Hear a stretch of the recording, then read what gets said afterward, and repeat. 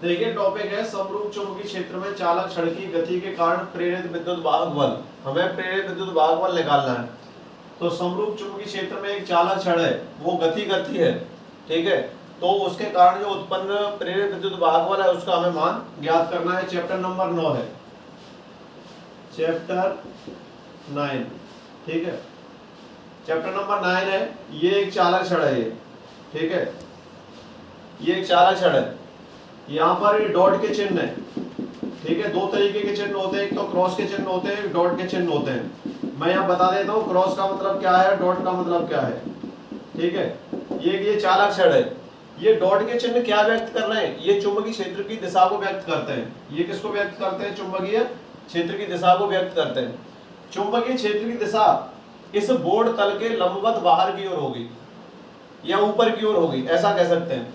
Dot के चिन्ह हमेशा क्या होते हैं, एक तो क्रॉस के चिन्ह होते हैं, ध्यान रखें, वो भी चुंबकीय क्षेत्र को व्यक्त करते हैं, चुंबकीय क्षेत्र की दिशा को व्यक्त करते हैं। ये क्रॉस के चिन्ह है और चुंबकीय क्षेत्र की दिशा को कागज तल के लंबवत अंदर की ओर व्यक्त करते हैं। किधर व्यक्त करते हैं, अंदर की तरफ, ऐसे व्यक्त करते हैं अंदर की तरफ। और ये जो चिन्ह है, जो चुंबकीय क्षेत्र, ये भी चुंबकीय क्षेत्र की दिशा को व्यक्त करते हैं। ये जो कैसे चिन्ह है, डॉट के चिन्ह, ये दिशा को व्यक्त करते हैं तल के बाहर की तरफ। आप कॉपी पर लिखेंगे तो जो चुंबकीय क्षेत्र की दिशा है वो कागज तल के लंबवत बाहर की ओर होगी, ठीक है। मैं यहाँ पर बोर्ड पर लिख रहा हूँ तो चुंबकीय क्षेत्र की दिशा बोर्ड तल के लंबवत कहाँ पर है, बाहर की ओर, इस डॉट के चिन्ह में। और क्रॉस के चिन्ह में कैसे है, अंदर की तरफ, बोर्ड के तल के अंदर की तरफ, ठीक है। तो यहाँ पर हमने ये लिया है। एक ये चालक छड़ है और इसका जो वेग है वो v है, v वेग से ये गति करती है। ये चालक छड़ है AB, ठीक है। कौन सी छड़ है, ये AB। अब ये मैं इस तरीके से ले रहा हूं इसको, अब मैंने ऐसे ले ली, इसका दूसरा रूप ले लिया इसका, ठीक है ना। ये अब हम इसको गति करा रहे हैं। तो यहाँ पर ये तीन चीज काम करेंगे। यहाँ पर एक तो चुंबकीय क्षेत्र काम करेगा, एक इस पर लगने वाला बल काम करेगा और एक इसकी दिशा काम करेगी। तो A और ये B हमने ले लिया, ठीक है। अब इलेक्ट्रॉन होंगे इसमें, क्योंकि चुंबकीय क्षेत्र में जो है ये जब चालक छड़ गति करेगी v वेग से, तो v वेग से यहाँ से गति कर रही है। ये L लंबाई की एक चालक छड़ है ये वाली, ठीक है। L लंबाई की क्या है, ये चालक छड़ है। और ये समरूप चुंबकीय क्षेत्र में, ये समरूप चुंबकीय क्षेत्र है, ये वाला डॉट के चिन्ह है ये वाले, ठीक है ना। ये डॉट के चिन्ह मैंने यहाँ पर ये लगा दिए। तो इस डॉट के चिन्हों में ये चालक छड़ जो है समरूप चुंबकीय क्षेत्र में b वेग से गति करती है। और ये मैंने कहा कि चुंबकीय क्षेत्र बाहर की तरफ या ऊपर की तरफ कह सकते हैं।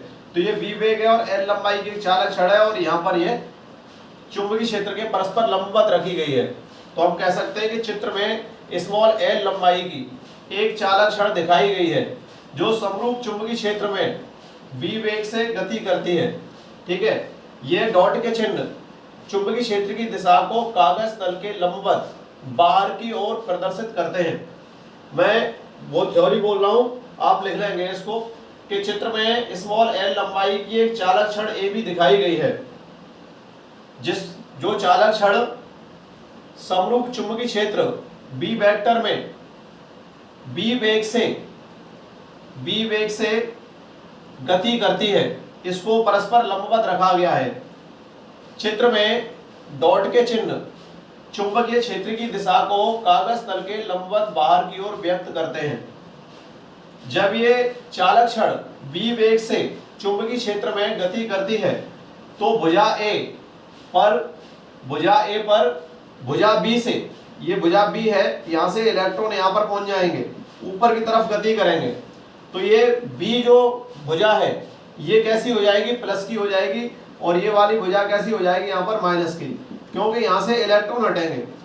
B पार्ट से जो B सिरा है, यहाँ से इलेक्ट्रॉन कहाँ पहुंचेंगे, A सिरे की तरफ। A सिरे की तरफ इलेक्ट्रॉन पहुंचेंगे तो A सिरा कैसा हो जाएगा, नेगेटिव। A सिरा कैसा हो गया, नेगेटिव, और B सिरा कैसा हो गया, पॉजिटिव। यहाँ से इलेक्ट्रॉन हटेंगे और यहाँ पर इलेक्ट्रॉन पहुंचेंगे, ठीक है।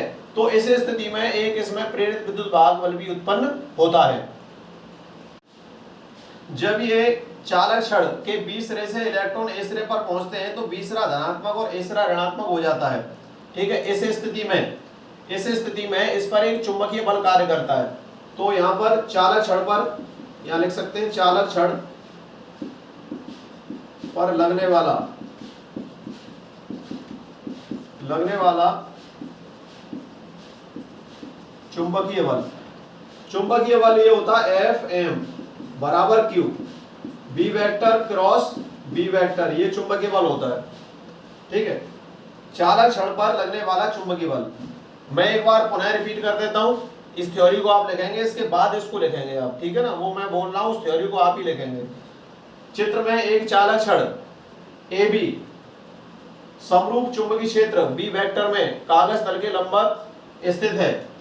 इसमें डॉट के चिन्ह चुंबकीय क्षेत्र की दिशा को कागज तल के लंबवत अंदर की ओर बाहर की ओर व्यक्त करते हैं। कागज तल के लंबवत बाहर की ओर व्यक्त करते हैं। स्मॉल एल लंबाई की चालक क्षण समरूप चुंबकीय क्षेत्र में बी वेक्टर से गति करती है। तो इस स्थिति में चालक क्षण के बी सिरे से इलेक्ट्रॉन ए सिरे की ओर गति करने लगते हैं, जिससे चालक क्षण का बी सिरा धनात्मक तथा ए सिरा ऋणात्मक हो जाता है। इस स्थिति में चालक क्षण पर लगने वाला चुंबकीय बल Fm बराबर Q B vector cross B vector होता है। इक्वेशन नंबर क्या हो गया? फर्स्ट। जब चालक क्षण में उपस्थित इलेक्ट्रॉन अपवहन वेग Vd से गति करते हैं, अपवहन वेग क्या होता है? Vd, इसको ड्रिफ्ट वेलोसिटी कहते हैं, जो फर्स्ट यूनिट में आप पढ़ेंगे। तो अपवहन वेग Vd से गति करते हैं, तो बी सिरा धनात्मक और ए सिरा ऋणात्मक होने के कारण, अर्थात दोनों सिरे विपरीत प्रकृति के होने के कारण ए सिरा कैसा है? नेगेटिव, और बी सिरा कैसा है? पॉजिटिव। तो ए सिरा नेगेटिव और बी सिरा कैसा? पॉजिटिव है। दोनों सिरे परस्पर विपरीत चिन्ह के होने के कारण, अर्थात विपरीत प्रकृति के होने के कारण इसमें एक विद्युत क्षेत्र उत्पन्न हो जाता है। क्या उत्पन्न हो जाता है? एक विद्युत क्षेत्र, ठीक है ना, विद्युत क्षेत्र उत्पन्न हो जाता है। इस स्थिति में चालक क्षण पर लगने वाला, जब विद्युत क्षेत्र उत्पन्न हो जाएगा तो इस पर विद्युत बल भी कार्य करेगा। लगने वाला विद्युत बल हो जाएगा Fe बराबर Q और E vector, equation number second. ठीक है, चालक क्षण पर पहले कौन सा बल कार्य कर रहा है? चुंबकीय बल। ये चुंबकीय बल कार्य कर रहा है Fm बराबर Q ब्रैकेट में B vector cross B vector, equation number first. इस स्थिति में चालक क्षण पर लगने वाला बल विद्युत बल हो जाएगा, क्योंकि ये जब अपवहन वेग Vd से गति करेगी, ये इसमें अपवहन वेग Vd से इलेक्ट्रॉन गति करेंगे, तो इलेक्ट्रॉन बी सिरे से कहां पहुंचेंगे? ए सिरे पर, और बी सिरा कैसा हो जाएगा? धनात्मक, और ए सिरा कैसा हो जाएगा? ऋणात्मक। इस स्थिति में इस पर कौन सा बल कार्य करेगा? एक विद्युत बल कार्य करेगा। अब इस पर दो बल कार्य करने लग गए, एक चुंबकीय बल और एक विद्युत बल। अब चुंबकीय बल और विद्युत बल दोनों काम कर रहे हैं, तो इसमें एक स्थायी संतुलन की अवस्था भी आएगी। तो यहां से यहां लिख सकते हैं स्थायी संतुलन की अवस्था में, स्थायी संतुलन की अवस्था में, स्थायी संतुलन की अवस्था क्या है कि दोनों बलों का परिणामी मान क्या हो जाएगा? 0। Fm प्लस Fe बराबर क्या होगा? 0। इसको हम लॉरेंज बल भी कहते हैं, दोनों का जो योग है वो लॉरेंज बल कहलाता है। ठीक है, तो यहाँ पर Fm का मान क्या है? Q ब्रैकेट में B vector cross B vector plus यहाँ से ये Q E वेक्टर बराबर क्या हो रहा है? 0। ठीक है ना, Fm यहाँ पर नीचे Q ब्रैकेट में B vector cross B vector plus यहाँ से Fe Q E वेक्टर बराबर 0, ये बन गया। अब देखिए ये जो चिन्ह है स्थायी संतुलन की अवस्था में है, ये हमारा कौन सा है? विद्युत चुंबकीय बल है, और ये विद्युत बल है, दोनों का परिणामी क्या है? मान है 0। तो यहाँ से हमने ले लिया Q B vector cross B vector, ठीक है, प्लस और Q E वेक्टर बराबर क्या हो रहा है? 0। या लिख सकते हैं यहाँ से Q B vector cross B vector बराबर माइनस Q और E वेक्टर, इससे ये कैंसिल हो गया आपका। तो यहाँ से B vector cross B vector, ये आ रहा है क्रॉस में, ठीक है, बराबर क्या हो गया? माइनस E वेक्टर, इतना बचा। ठीक है, इससे हम क्या कह सकते हैं? इसमें हम जहां ऋण चिन्ह का अर्थ है, ऋण चिन्ह का अर्थ है कि E वेक्टर की दिशा, E वेक्टर की दिशा B vector cross B vector के परस्पर विपरीत होगी, अर्थात B टू A होगी, B से क्या होगी? A की तरफ होगी। ठीक है, इसका ऋण चिन्ह का अर्थ ही आ गया। ठीक है, अब हम आगे इसमें फॉर्मूला और निकालते हैं। तो अब विद्युत क्षेत्र का परिमाण क्या होगा, यहां से देखें विद्युत क्षेत्र का परिमाण,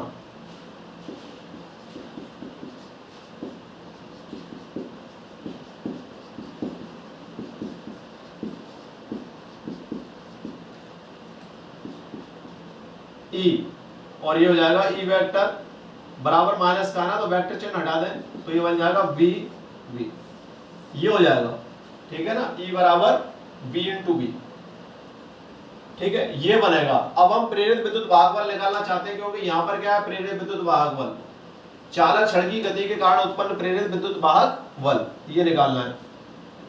चालक क्षण की गति के कारण उत्पन्न प्रेरित विद्युत वाहक बल, ये होता है एप्सिलॉन, ठीक है। एकांक आवेश पर, एकांक आवेश पर लगने वाला बल, लगने वाला बल इनटू विस्थापन, एकांक आवेश पर लगने वाला बल, कहने का मतलब है जो इलेक्ट्रॉन है वो कहां से कहां जा रहे हैं, एक सिरा बी है और दूसरा सिरा ए है, तो बी सिरे से ए सिरे की तरफ जा रहे हैं, तो बी सिरा कैसा आ रहा है उसमें धनात्मक और ए सिरा कैसा आ रहा है ऋणात्मक, ठीक है। तो यहां से एकांक आवेश, वो जो आवेश उत्पन्न हो रहा है प्लस और माइनस का, तो उसके कारण क्या हो रहा है, विद्युत क्षेत्र उत्पन्न हो रहा था, और विद्युत क्षेत्र के कारण उस पर कौन सा बल लग रहा था, विद्युत बल लग रहा था, ठीक है ना। तो यहाँ पर हमने प्रेरित विद्युत वाहक बल का एक सूत्र होता है एप्सिलॉन इक्वल्स टू एकांक आवेश पर लगने वाला बल इनटू विस्थापन। एकांक आवेश पर लगने वाला बल क्या होता है, ठीक है, एकांक आवेश पर लगने वाला बल, देखिए ये होता है बल, ये हो गया, और एकांक आवेश का मतलब है Q, तो F अपॉन Q, और इसको कहते हैं कैपिटल E, और ये होता है विद्युत क्षेत्र, ये फर्स्ट यूनिट में है। तो एकांक आवेश पर लगने वाला बल जो है क्या कहलाता है, विद्युत क्षेत्र। और विस्थापन कितना हो रहा है, इलेक्ट्रॉन कहां से कहां तक विस्थापित हो रहे हैं, आपके इलेक्ट्रॉन हो रहे हैं बी सिरे से ए सिरे की तरफ, तो बी सिरे से ए सिरे तक की जो क्षण की क्या है लंबाई है, वो लंबाई कितनी है L, तो L विस्थापित हो जाएंगे, कितने विस्थापित हो जाएंगे, वो L, तो इसमें विस्थापन कितना हो जाएगा L, तो अब ये कहलाएगा यहाँ पर epsilon equals to F upon Q into L हो जाएगा, ठीक है, इतना, तो एप्सिलॉन इक्वल्स टू E, और ये क्या बन जाएगा L, E इंटू L, ये बन जाएगा, या ऐसे लिख सकते हैं एप्सिलॉन इक्वल्स टू E और L, ठीक है ना। अब आप देखिए E की वैल्यू कितनी है आपकी, ये रही, ठीक है, E की वैल्यू कितनी है B इंटू बी, चूंकि E बराबर है B इंटू बी, तब एप्सिलॉन इक्वल्स टू BBL, ये बन जाएगा, यहाँ से एप्सिलॉन इक्वल्स टू क्या हो जाएगा, BBL, ये एक सूत्र बन गया। प्रेरित विद्युत वाहक बल, ये क्या है, चालक क्षण की गति है, v वेग से गति कर रही है, और b क्या है, चुंबकीय क्षेत्र है, और l क्या है, चालक क्षण की लंबाई है, तो तीनों का गुणनफल क्या कहलाता है, प्रेरित विद्युत वाहक बल, ठीक है, प्रेरित विद्युत वाहक बल ये कहलाता है। अब यहां से एक सूत्र और लिखता हूं मैं, जो कभी कभी सवालों में भी यूज करना पड़ता है, ये निकल के आ गया, यदि चुंबकीय क्षेत्र बी वेक्टर के लंबवत वेग बी वेक्टर का घटक बी साइन थीटा हो, तो प्रेरित विद्युत वाहक बल एप्सिलॉन इक्वल्स टू ये हो जाएगा BVS साइन थीटा, एक सूत्र ये बन जाएगा, ठीक है। अब हमने घटक लगा दिया, v की जगह पर, इस वेग की जगह पर इसका घटक लगा दिया, तो प्रेरित विद्युत वाहक बल BVS साइन थीटा, ये हो जाएगा, ठीक है, और इस सूत्र का हम यूज करेंगे, तो एप्सिलॉन इक्वल्स टू BBL, और यहाँ पर अगर वेग का घटक चुंबकीय क्षेत्र के लंबवत है, तो यहाँ पर v की जगह पर v साइन थीटा लगा देंगे, तो प्रेरित विद्युत वाहक बल epsilon equals to BBL sine theta, ये बन जाएगा, ठीक है। तो ये इसका सूत्र का यूज कर सकते हैं और इसका सूत्र का यूज भी किया जा सकता है, ठीक है। ये आपका एक टॉपिक पूरा हुआ। अब मैं इस पर आधारित कुछ न्यूमेरिकल आपको करवा दे रहा हूं। ये बेटा देखिए, जो मैंने आपको टॉपिक कराया था ठीक है ना। अभी मैंने प्रेरित विद्युत वाहक बल epsilon equals to BBL sin theta एक फॉर्मूला मैंने आपको बताया था, उस पर बेस्ड एक मैं यहाँ पर एग्जांपल करवा रहा हूँ। एग्जांपल नंबर है 9.8। तो एग्जांपल नंबर 9.8, एक 40 सेंटीमीटर लंबी चालक छड़, मैं पढ़ रहा हूँ इसको, एक 40 सेंटीमीटर लंबी चालक छड़ 0.5 टेस्ला के चुंबकीय क्षेत्र के लंबवत, कैसे है, लंबवत रखी है तथा यह चुंबकीय क्षेत्र से 30 डिग्री का कोण बनाते हुए 15 मीटर प्रति सेकंड के वेग से गति कर रही है। तो छड़ के सिरों के मध्य उत्पन्न प्रेरित विद्युत वाहक बल ज्ञात करना है। पहले मैंने आपको बताया था, जब डेरिवेशन किया था तो सबसे पहले फर्स्ट जो उसमें डायग्राम था उसमें मैंने लंबवत रखा था चालक छड़ को, फिर मैंने एक थीटा कोण से उसको गति कराई थी, ठीक है ना। उसमें थीटा कोण मान लेंगे आप, जो मैंने इस तरीके से ऐसे आड़ी उसको डाल रखा था, ठीक है। तो उसमें मैंने थीटा कोण से उसको गति कराई थी। तो यहाँ पर क्या है कि ये पहले तो इसको 90 डिग्री कोण पर रखा गया है, चुंबकीय क्षेत्र के लंबवत रखा गया है, फिर उसको 30 डिग्री के कोण से उसको 15 मीटर प्रति सेकंड के वेग से गति कराई जा रही है। तो यहाँ पर हमें प्रेरित विद्युत वाहक बल ज्ञात करना है। तो कोण भी हमें दिया गया है, लंबाई दी गई है उसकी, और कितना चुंबकीय क्षेत्र है वो भी दिया गया है। तो यहाँ से लिख सकते हैं इसको सॉल्यूशन प्रश्न से, ठीक है। चालक छड़ की लंबाई, चालक छड़ की लंबाई स्मॉल एल बराबर कितना दे रखा है, 0.5 टेस्ला, ये दे रखा है, सॉरी 40 सेंटीमीटर दे रखी है लंबाई, 40 सेंटीमीटर है तो 40 सेंटीमीटर को मीटर में बदल दीजिए, तो ये कितना हो जाएगा, 100 का भाग लगाएंगे तो 0.4 मीटर हो जाएगी। कितनी हो जाएगी, 4 मीटर, क्योंकि 100 का भाग लगा दो इसमें मीटर में बदलने के लिए। अब ये चुंबकीय क्षेत्र है, बी वेक्टर यहाँ पर दिया है, इसका मान 0.5 टेस्ला दे रखा है, 0.5 टेस्ला दे रखा है, ठीक है। अब इसको लंबवत रखा गया है और फिर इसको कितने कोण से गति कराई जा रही है, थीटा बराबर 30 डिग्री के कोण से गति करा रहे हैं। और यहाँ पर बी बराबर क्या है, 15 मीटर प्रति सेकंड, ये 15 मीटर प्रति सेकंड के वेग से गति कर रही है।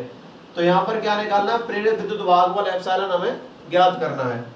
तो यहाँ पर ये देखिए एल दे रखा है आपका, कितना आ गया, 0.4 मीटर, बी क्या आ गया, 0.5 टेस्ला, थीटा बराबर कितने कोण से गति कराई जा रही है, 30 डिग्री के कोण से, v बराबर कितना है, 15 मीटर प्रति सेकंड, और एप्सिलॉन कितना है इसमें, क्वेश्चन मार्क। तो यहाँ से सूत्र देखिए, प्रेरित विद्युत वाहक बल, प्रेरित विद्युत वाहक बल epsilon equals to BBL sin theta, ठीक है।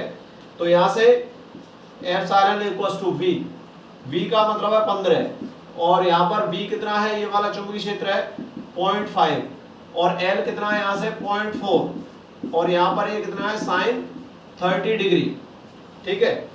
अब यहाँ से sin 30 का मान कितना होता है, 1/2, यहाँ लिख देता हूँ sin 30 का मान होता है 1/2। तो यहाँ से epsilon equals to 15 into 0.45 into 0.4 into कितना, 1/2, इसको काट दीजिए। तो यहाँ से मैं ऊपर से इसको थोड़ा सा इरेज कर देता हूँ यहाँ से। तो देखिए ये मैंने क्वेश्चन हटा दिया।